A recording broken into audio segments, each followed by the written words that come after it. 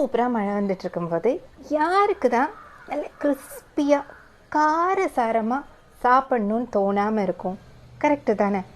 ஸ்ட்ரெயிட்டாக நான் கிச்சன் ரூமுக்கு போனேன். உருளைக்கிழங்கும் இருந்தது, காலிஃப்ளவரும் இருந்தது.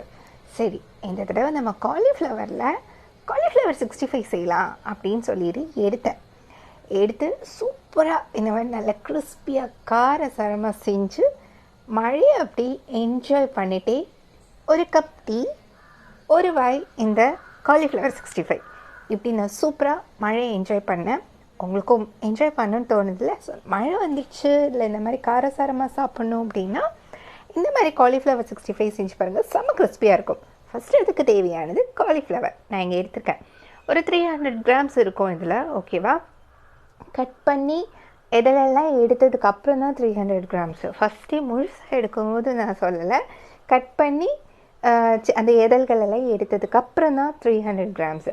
இது சின்ன சின்ன இதழ்களாக எடுத்துக்கோங்க.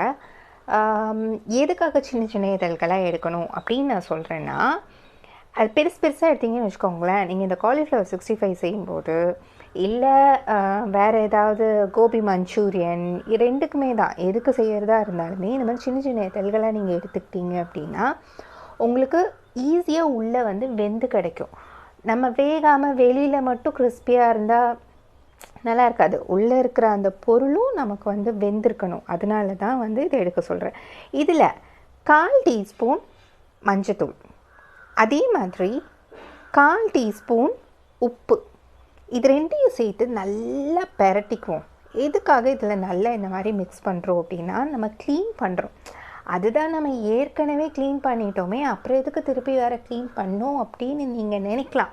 அதுவும் ஃபஸ்ட்டு டைம் சமைக்கிறவங்களுக்கு கண்டிப்பாக இந்த டவுட் வந்து வரும்.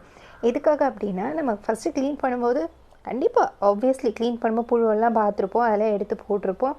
ஓகே, நம்ம நல்லா க்ளீன் பண்ணிட்டோம் அப்படின்னு நினச்சிருப்போம். ஆனாலும் ஒரு சின்ன சின்ன புழு எங்கேயாச்சும் நமக்கு தெரியாமல் இருந்துச்சுன்னா, அதுவும் இந்த காலிஃப்ளவர் 65 வந்து மருந்து வந்து நிறையா அடிப்பாங்க. சாரி, காலிஃப்ளவர் 65 காலிஃப்ளவரில் மருந்து வந்து நிறைய அடிப்பாங்க.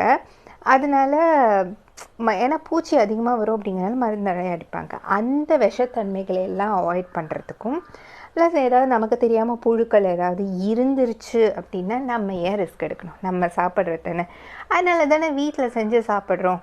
நம்ம வீட்டில் செஞ்சு சாப்பிடும்போது இந்த அளவுக்கு பார்த்து நம்ம செய்யலைன்னா அது எப்படி வீட்டு சாப்பாடாகும்? அதனால் கண்டிப்பாக நம்ம இந்த மாதிரி எல்லாமே பார்த்து பண்ணணும். அதுக்காக நல்லா வாஷ் பண்ணணும். மஞ்சத்தூளும் உப்பும் நீங்கள் போட்டு இதில் வந்து நல்லா கொதிக்கிற தண்ணியை ஊற்றி வச்சு நம்ம வாஷ் பண்ணணும். அது எப்படி பண்ணணும் அப்படிங்கிறத வந்து நான் உங்களுக்கு காமிக்கிறேன்.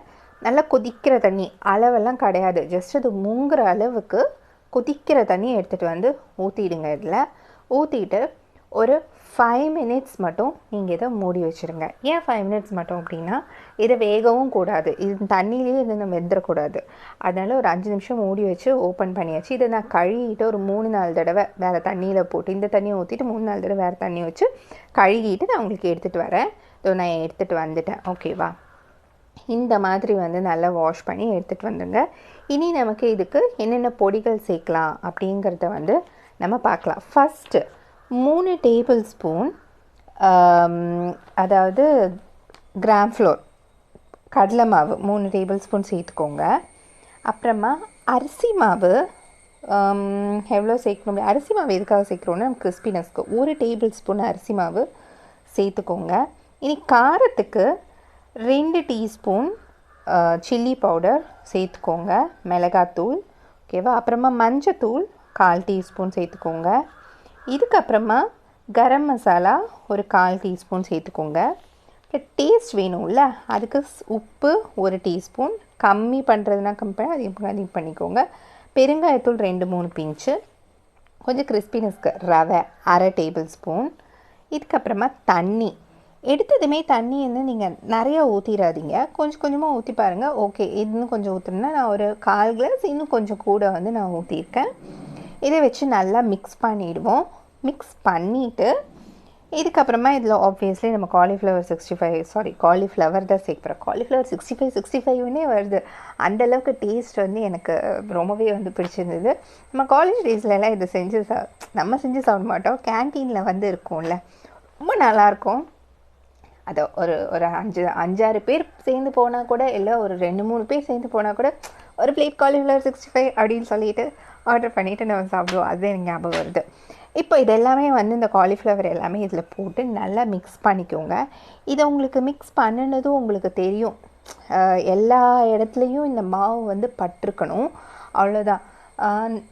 நம்ம இந்த பஜ்ஜி போண்டாவில் பஜ்ஜிக்கு முக்கி போடுற மாதிரி ஒரு சிலர் அந்த மாதிரி போடுவாங்க. பட் ஆனால் எனக்கு என்னமோ இதை ட்ரை பண்ணும்போது எனக்கு ரொம்ப பர்ஃபெக்டாக எனக்கு அந்த காலேஜ் கேன்டீனில் சாப்பிட்ட டேஸ்ட் அப்படியே வந்து எனக்கு வந்து தோணிச்சு. ஸோ அதனால தான் சரி, ஓகே இதுதான் ஒரு பர்ஃபெக்டான இது அப்படின்னு சொல்லிட்டு ஷேர் பண்ணலாம் அப்படின்னு. எனக்கு என்னமோ மாவு சரியாக பத்தலை. அதனால நான் ஒரு 3/4 டேபிள் ஸ்பூன் கடலை மாவு நான் சேர்த்துக்கிட்டு திருப்பியும் அதே மாதிரி பிசைஞ்சுக்கிறேன். ஸோ உங்களுக்கு பத்தலை அப்படின்னா ஒரு 1/2 டேபிள் ஸ்பூனோ இல்லை 3/4 டேபிள் ஸ்பூனோ மாவு வந்து உங்களுக்கு இது. தண்ணியெல்லாம் ஊற்ற வேண்டாம், ஃபஸ்ட்டு ஊற்றின தண்ணியே வந்து கரெக்டாக தான் இருக்கும். இப்போது இனி இதை வந்து நம்ம பொரிக்கிறதுக்கு போயிடலாம். வானிலையில் எண்ணெய் ஊற்றி அது சூடு பண்ணுறதுக்கு வச்சுருக்கேன். இதில் வந்து ஒன்றா வந்து எல்லாத்தையும் சேர்த்து போட்டுறாதீங்க, எல்லாமே ஒன்றா சேர்ந்து இருக்கிறதுக்கான வாய்ப்புகள் அதிகம். அதனால் ஒன்றா வந்து போடுங்க. இந்த மாதிரி மீடியம் ஃப்ளேமில் வச்சுக்கோங்க. எண்ணெய் ரொம்பவும் ஹீட் ஆகிடக்கூடாது, மீடியமாக ஹீட் ஆனால் போதும். அந்த மீடியம் ஃப்ளேமில் வச்சுட்டு, இல்லை நல்லா ஹையாக வச்சு நல்லா ஹீட் ஆனதுக்கப்புறம் நீங்கள் இதை ஒன்றா போடும்போது மீடியம் ஃப்ளேமில் வச்சுட்டு அப்புறமா மீடியம் ஃப்ளேம்லேயே வச்சு நீங்கள் நல்லாவே வந்து பொரித்து எடுத்துக்கலாம். இதையே ரொம்ப நல்லாயிருக்கும். எல்லாமே மாவு எல்லாமே வந்து இது நான் எடுக்கிறேன் பாருங்களேன், மாவு எல்லாமே வந்து நல்லா எல்லா இடத்துலையுமே வந்து ரொம்ப நல்லாவே வந்து கோட் ஆகிருக்கும். இது நல்ல கிறிஸ்பியாகவும் இருக்கும். ஏன்னா நம்ம இதில் ரவை சேர்க்குறோம், கொஞ்சோண்டு ரவை சேர்க்குறோம் இல்லையா, அது ஒரு கிறிஸ்பினஸ் வந்து கொடுக்கும். நீங்கள் கடலை மாவு போடுறதுனால என்னென்னா இது எல்லா இடத்துலையுமே வந்து மாவு வந்து ஃபுல்லாக கோட் ஆகி இருக்கிறது மாதிரியான ஒரு இது வந்து நமக்கு வந்து கிடைக்கும். வெளியில் அப்படியே மாவு இருக்கும், உள்ளே வந்து இந்த காலிஃப்ளவர் வந்து இருக்கும். ஸோ வெளியே அந்த நம்ம ஆட் பண்ண அந்த மாவு எல்லாமே வந்து நல்ல கிறிஸ்பி ஆகணும் அப்படிங்கிறதுக்கு தான் மீடியம் ஃப்ளேமில் வச்சு இது பண்ணிக்கோங்க. கொஞ்சம் அந்த பக்கம் இந்த பக்கம் லைட்டாக இது பண்ணி விட்டுக்கோங்க. இதில் நான் இப்போ ஒரு 2 பச்சை மிளகாய் வந்து பாதியாக கட் பண்ணி நான் போட்டிருக்கேன். இது எதுக்காக அப்படின்னா இது ஆப்ஷனல் தான், உங்களுக்கு பிடிக்கும்னா நீங்கள் சேர்த்துக்கோங்க, இல்லை அப்படின்னா நீங்கள் சேர்த்துக்க வேண்டாம். இதில் இருக்கிற அந்த காரம் அந்த ஒரு ஃப்ளேவர் வந்து இதில் வரும். பாருங்களேன், இது எவ்வளோ சூப்பராக கோட்டாக இருக்குது பாருங்களேன். ஒரு 5 நிமிஷம் நீங்கள் இந்த மாதிரி ஒரு 2 நிமிஷம் இந்த பக்கம் திருப்பி போட்டு 2 நிமிஷம் அந்த பக்கம் திருப்பி போட்டு இந்த மாதிரி நீங்கள் 5 மினிட்ஸ் இதில் மீடியம் ஃப்ளேமில் வச்சு இந்த மாதிரி பொரித்து எடுத்துக்கோங்க. ரொம்ப நல்லாயிருக்கும். பச்சை மிளகாய் எதுக்காக போடுறோம் அப்படின்னு நான் சொல்லியிருந்தேன் இல்லையா, அதோட ஃப்ளேவர் வந்து கொஞ்சம் இந்த ஆயில் அப்புறம் இந்த நம்ம இந்த காலிஃப்ளவர் 65 சாப்பிட்றோம் இல்லையா, அதில் வந்து வரணும் அப்படிங்கிறதுக்காக தான். கருவேப்பிலையும் நீங்கள் போடலாம். இப்போ நான் போட்டிருக்க கருவேப்பிலை ஃப்ளேவர் பிடிக்கும் அப்படின்னா கருவேப்பிலையும் நீங்கள் போட்டுக்கலாம். கருவேப்பிலையும் இந்த பச்சை மிளகாவோட ஃப்ளேவரும் வந்து ரொம்பவே நல்லாவே வரும். இப்போ நான் அடுத்த பேட்ச் வந்து நான் போட போகிறேன். இப்போவும் நான் வந்து ஒன்றா போட்டு அதே மாதிரி மீடியம் ஃப்ளேமில் வச்சு பொரித்து எடுத்துக்கிறேன். எனக்கு மழை வந்துட்டு இருக்கும்போது இந்த மாதிரி பொட்டேட்டோவும் இருக்கணும், எப்போ பார்த்தாலும் பொட்டேட்டோவில் ஏதோ ஒன்று செஞ்சு சாப்பிட்றோம். எனக்கு இந்த காலிஃப்ளவரை பார்த்ததுமே வந்து எனக்கு காலேஜில் இருந்து சாப்பிட்ற ஞாபகம் வந்து வந்துருச்சு. கண்டிப்பாக எல்லாருக்குமே வரும். இதை நீங்கள் செஞ்சு உங்கள் வீட்டில் சாப்பிட்டு பாருங்களேன், ஷியூராக உங்களுக்கு அந்த காலேஜ் கேன்டீனில் உட்காந்து சாப்பிட்ட ஞாபகம் வராமல் இருக்கவே இருக்காது. அவ்வளோ நல்லாயிருக்கும். அதே கிறிஸ்பினஸ்ஸு அதே டேஸ்ட்டோட உங்களுக்கு இது ஒரு அழகான ஒரு மெமரிஸ் வந்து கொடுக்கும். காலேஜ் டேஸில் அப்படி ஒரு அழகான மெமரிஸை நம்ம க்ரியேட் பண்ணோம்ல, வீட்லேயும் இந்த மாதிரி செஞ்சு ஒரு டீ டைமில் நீங்கள் இந்த மாதிரி செஞ்சு அழகான ஒரு மெமரி டே வந்து நீங்கள் சூப்பராக க்ரியேட் பண்ணலாம். இப்போ பாருங்கள், நான் எல்லாமே எடுத்துட்டேன். இது வந்து நல்ல கிறிஸ்பியாக எவ்வளோ சூப்பராக கோட்டாக இருக்குது, நல்ல கிறிஸ்பியாக பயங்கர கிறிஸ்பியாக வந்து இருக்குது.